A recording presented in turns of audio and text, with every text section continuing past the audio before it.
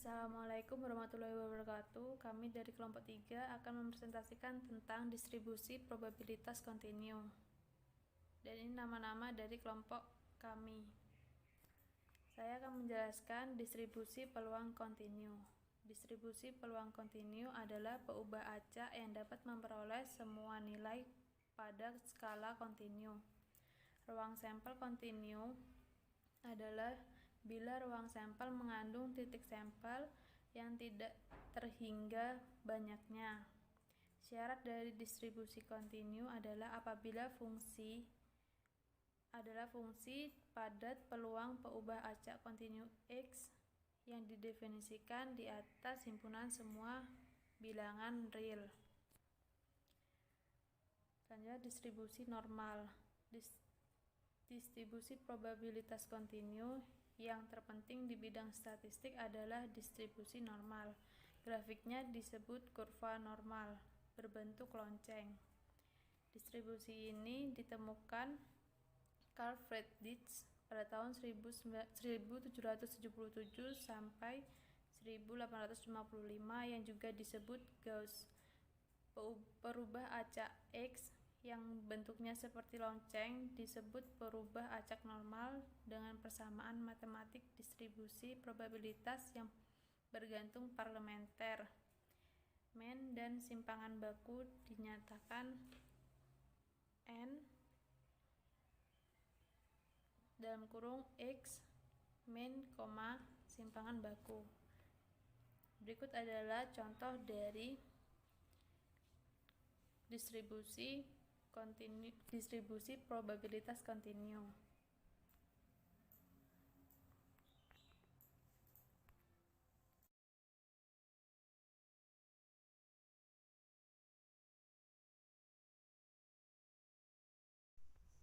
Sifat-sifat kurva normal. 1. Modus, nilai X maksimum terletak di X sama dengan rata-rata. 2. Simetris terhadap sumbu vertikal melalui rata-rata. 3. Mempunyai titik belok pada X sama dengan rata-rata lebih kurang standar deviasi. 4. Memotong sumbu mendatar secara asimptotis. 5. Luas daerah di bawah kurva dengan sumbu mendatar sama dengan 1. Contoh soal 1. Diberikan distribusi normal dengan rata-rata sama dengan 50 dan standar deviasi sama dengan 10.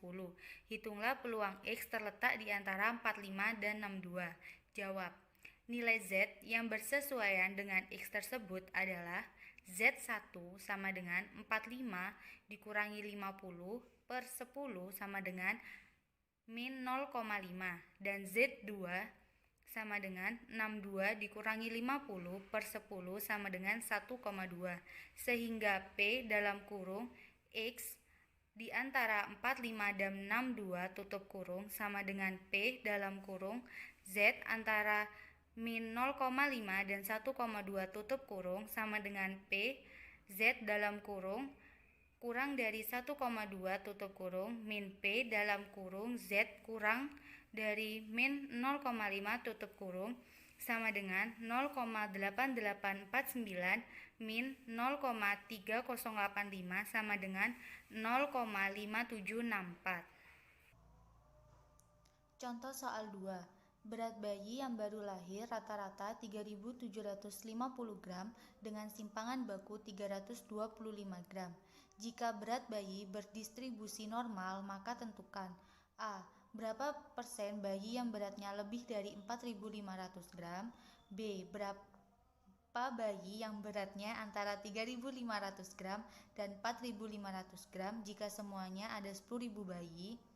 Penyelesaian. Diketahui X sama dengan berat bayi dalam gram. Rata-rata sama dengan 3.750 gram. Simpangan baku sama dengan 325 gram. Cara mengerjakan. A. Persentase bayi yang beratnya lebih dari 4.500 gram dengan mengubah distribusi normal umum menjadi distribusi normal baku untuk X sama dengan 4.500. Z sama dengan X min rata-rata per simpangan baku sama dengan 4.500 dikurangi 3.750 per 325 sama dengan 2,31. Berat yang lebih dari 4.500 gram pada grafiknya ada di sebelah kanan, Z sama dengan 2,31. Luas daerah ini adalah 0,5 min 0,4898 sama dengan 0,0104.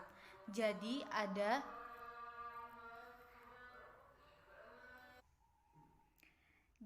ada 1,04% dari bayi yang beratnya lebih dari 4.500 gram. B. Dengan X sama dengan 3.500 dan X sama dengan 4.500 didapat Z1 sama dengan 3.500 min 3.750 dibagi 325 sama dengan min 0,77. Z2 sama dengan 4.500 min 3.750 per 325 sama dengan 2,31. Luas daerah adalah 0,2794 ditambah 0,4896 dan sama dengan 0,7690. Jadi, banyak bayi yang beratnya antara 3.500 gram dan 4.500 gram diperkirakan ada 0,7690 dikali 10.000 sama dengan 7.690 bayi. Selanjutnya, distribusi gamma dan eksponensial. Distribusi gamma mempunyai bentuk umum yang didefinisikan seperti berikut ini. Peubah acak X dikatakan berdistribusi gamma dengan dua parameter alfa, parameter bentuk, dan beta, parameter skala. Dinotasikan dengan G alfa, beta jika X mempunyai FKP. Berikut adalah bentuk dari distribusi gamma.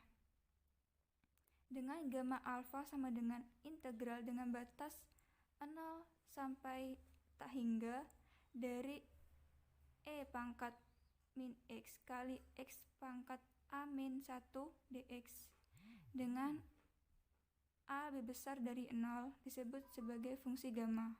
Untuk N bulat positif, maka gamma N sama dengan N min 1 faktorial dan didefinisikan gamma 0 sama dengan 1. Eksponensial adalah distribusi gamma dengan alfa sama dengan 1, yaitu berikut adalah bentuk dari distribusi eksponensial. Distribusi ini memiliki min sama dengan beta dan varian sama dengan beta pangkat 2. Contoh soal distribusi gamma. Variabel acak kontinu X yang menyatakan ketahanan suatu bantalan peluru dalam ribuan jam yang diberi pembebanan dinamis pada suatu putaran kerja tertentu mengikuti suatu distribusi gamma dengan alfa sama dengan 8 dan beta sama dengan 15. Tentukan probabilitas sebuah bantalan peluru dapat digunakan selama 60.000 sampai 120.000 jam dengan pembebanan dinamik pada putaran kerja tersebut. Hitunglah min dan variasi di atas. Penyelesaian P60 kurang dari sama dengan X kurang dari sama dengan 120 sama dengan Px kurang dari sama dengan 120 kurangi Px kurang dari sama dengan 60 sama dengan Fg 120 8 15 kurangi Fg 60 8 15 sama dengan Fg 120 per 15 8 kurangi Fg 60 per 15 8 sama dengan Fg 8 8 kurangi Fg 4 8 sama dengan 0,5470 dikurangi 0,0511 sama dengan 0,4959. Maka minnya sama dengan EX sama dengan alfa kali beta sama dengan 18 kali 15 sama dengan 8 kali 15 sama dengan 120. variansnya sama dengan alfa kali beta pangkat 2 sama dengan 8 kali 15 pangkat 2 sama dengan 1800.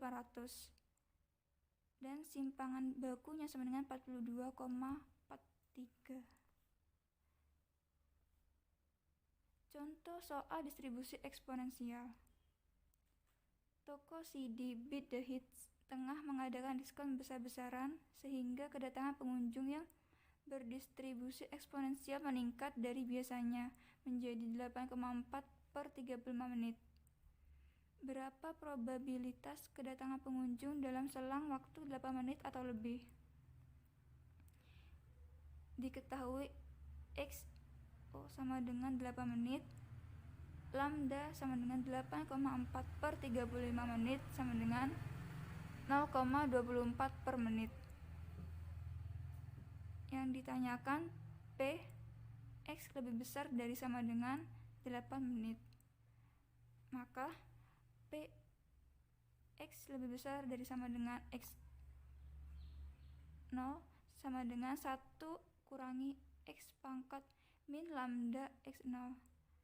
P X lebih besar dari sama dengan 8 sama dengan 1 kurangi E pangkat minus 0,28 kali 8 sama dengan 1 kurangi 2,71828 pangkat min 1,92. Maka PX lebih besar dari sama dengan 8 sama dengan 0,85. Ya, di sini saya akan menjelaskan tentang distribusi Q kuadrat. Distribusi Q kuadrat atau distribusi X kuadrat dengan K derajat bebas adalah distribusi jumlah kuadrat ke perubah acak normal baku yang saling bebas. Distribusi ini seringkali digunakan dalam statistika inferensial, seperti dalam uji hipotesis atau dalam penyusunan selang kepercayaan. Apabila dibandingkan dengan distribusi Q kuadrat non-sentral, distribusi ini dapat juga disebut distribusi Q kuadrat sentral. Distribusi sentral adalah distribusi dengan menggunakan pemusatan data statistik. Sedangkan distribusi non-sentral adalah distribusi dengan tidak menggunakan pemusatan data statistik. Contoh soal, berikut adalah data banyaknya mahasiswa dengan pemakaian 3 jenis handphone di 3 kelas.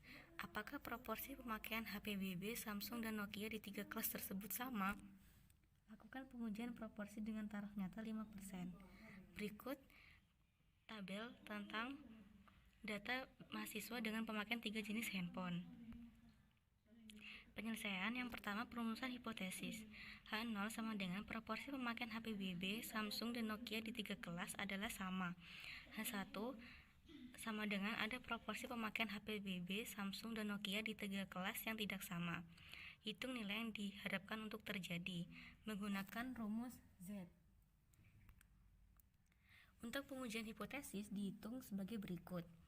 Kemudian kesimpulan dari soal ini adalah H0 ditolak, ada proporsi pemakaian HP BB, Samsung, dan Nokia di 3 kelas yang tidak sama. Berikutnya akan dilanjutkan oleh teman saya. Selanjutnya, saya akan menjelaskan tentang distribusi Weibull. Distribusi Weibull diperkenalkan oleh fisikawan Swedia yang bernama Walody Weibull pada tahun 1939. Distribusi Weibull adalah model data statistik dalam teori probabilitas statistik yang digunakan dalam menganalisis data waktu hidup atau jangkauan untuk menyajikan informasi tentang keakuratan dan kegagalan suatu produk. Atau distribusi Weibull akan menyelesaikan masalah-masalah yang menyangkut lama waktu atau umur suatu objek yang mampu bertahan hingga akhirnya objek tersebut tidak dapat berfungsi lagi. Dalam ekonomi, pengaplikasian distribusi Weibull dapat kita lihat untuk menghitung resiko kredit. Distribusi Weibull memiliki parameter lambda dan K, di mana lambda merupakan parameter skala distribusi dan K merupakan parameter bentuk. Parameter lambda dan K tersebut nilainya lebih besar dari 0. Selanjutnya, contoh soal. Tentukan parameter dari distribusi berikut, sehingga kita akan mencari nilai parameter bentuk dan parameter skala distribusi atau K dan lambda dari data tersebut. Nah, langkah pertama untuk menentukan parameter distribusi Weibull adalah dengan membuat ranking data yang diurutkan dari yang terkecil hingga yang terbesar, lalu dihitung lnx, seperti pada tabel tersebut. Selanjutnya, kita menghitung ranking median atau RM dengan pendekatan Bénard. Ranking median merupakan salah satu pendekatan yang dapat dilakukan dalam mengestimasi parameter distribusi Weibull. Menggunakan rumus tersebut. Nah, setelah kita menghitung ranking median, kita akan regresikan lnx dengan rumus ranking median sehingga diperoleh model regresi seperti tersebut. Setelah itu akan ditemukan nilai K atau parameter bentuk sebesar 2,6867 dan parameter skala distribusi sebesar 49,12. Sekian presentasi dari kelompok kami, kurang lebihnya mohon maaf. Terima kasih. Wassalamualaikum warahmatullahi wabarakatuh. Assalamualaikum warahmatullahi wabarakatuh. Saya Nabila Widya. Selanjutnya saya akan menjelaskan tentang contoh soal dari distribusi normal. Telah ditemukan harga rata-ratanya dari 100 responden sebagai angkat motivasi kerja sama dengan 75, dengan simpangan baku sama dengan 4. Yang ditanyakan, berapakah total respondennya yang mendapatkan nilai 80 ke atas? Yang kedua, berapa nilai responden yang dapat dikualifikasikan 10% dari nilai tertinggi? Jawabannya, 1, kita menggunakan rumus Z. Z sama dengan 80-75 dibagi 4, sama dengan 1,25 dari tabel kurva normal didapat luas ke kanan sama dengan 10,56%. Maka hasil responden sama dengan 10,56% dikali 100 sama dengan 11 orang. Yang kedua, batas kualifikasi 10% tertinggi sama dengan 50% dikurangi 10%. Sama dengan 40% dari tabel, maka diperoleh 1,28. Karena SD tertinggi, maka SD tertinggi 4, maka untuk 1,28 SD sama dengan 1,28 kali 4, sama dengan 5,12. Jadi skor tertinggi sama dengan 75 ditambah 5,12 sama dengan 80,12. Sekian dari saya. Wassalamualaikum warahmatullahi wabarakatuh.